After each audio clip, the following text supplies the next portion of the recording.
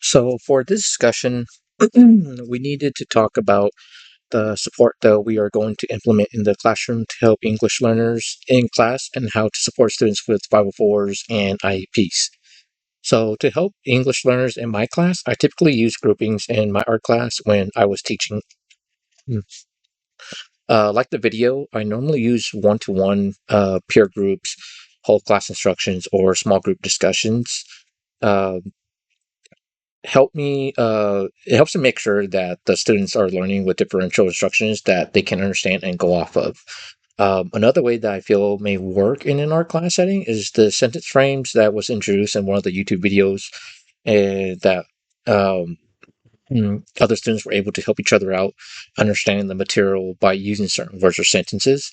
The fact that each group had a facilitator, excuse me, sorry, who talks for the group is a positive thing, I would say. Only because some students are nervous and they're afraid to talk in front of the class. So it helps them, you know. And there was another YouTube video that they talked about tiers, 1, 2, 3, and how they vary for certain students. It's actually helpful to know that in tier 1, usually used for the whole class instruction, basically core instructions, and we normally give to students.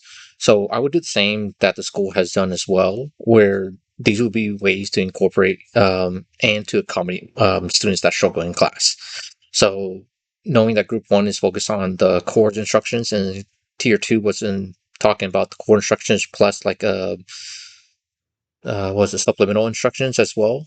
And the third one, I forgot what it was, but um, the higher you go, it just kind of helps those students even more, which isn't bad. It's just that we're focusing on everyone and not just one certain type of group.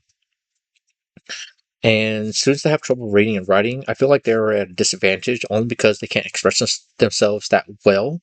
So, in one of the YouTube videos as well, they were talking about how technology isn't really replacing their ability to read, but to keep them on track. And that I would say is a positive thing.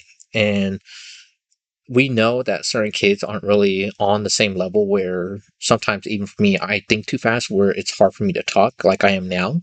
So when I type it up, it kind of slows me down to understand what I'm talking about, you know.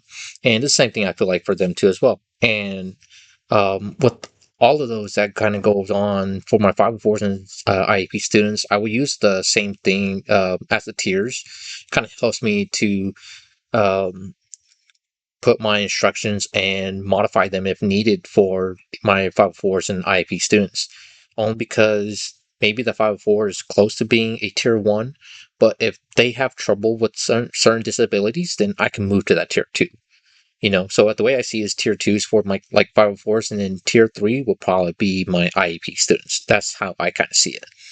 And that's kind of my take on this whole discussion about what to do with my English learners and my 504s and IEP students. All right. Thank you.